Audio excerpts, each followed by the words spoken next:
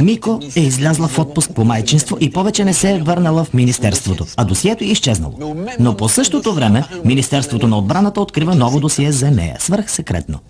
Не можах да се добера до нищо, освен няколко снимки.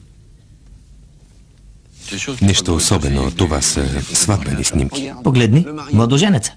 Син е на боса на Якудза, Таканава, наречен Зебрата, заради... Белега на бузата.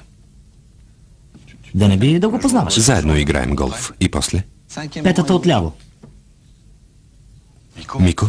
Мико е на сватбата на мафиота. Не мога да повярвам. Влязла е в мафията. И това не е всичко. Да, станала е член на мафията. Но на тайна церемония миналия месец е наградена лично от министъра с най-почетния орден на Япония. Двоен агент. Двоен агент. Напуснала е министерството заради тайна мисия, за да се интегрира в Якудза и да я унищожи отвътре. Но за това е нужно да скъса с миналото и ме напуска, за да служи на страната си. И ти би го направил? Вероятно.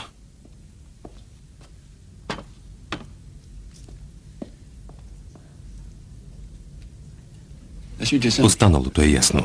Свършила е добра работа, но прикритието й се е провалило. Успява да изпразни сметката на Зебрата. Така го прави по-уязвим и ми остави улики, за да довърша работата й. Внимавай, това е люто. Все пак, нещо от мозайката липсва. Какво? Не знам. Защо е крила, че имам дъщеря? Не знам. Може да не е искала да набърква и теб. И когато е разбрала, че вече не е можела да я защити, повикала е теб. Да я защитя? От нея самата ли? Тя е познавала дъщеря си. Знаела е, че няма да й е трудно да пропилее 200 милиона. Я ми кажи, как се казва това? Васаби. Вкусно е. Много е вкусно.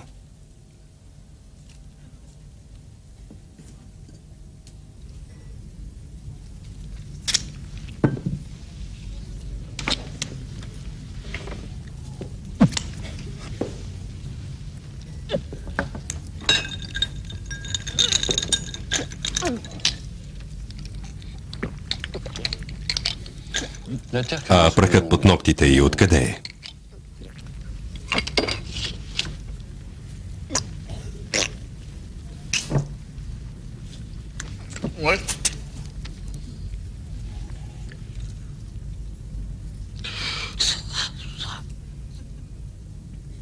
Киото!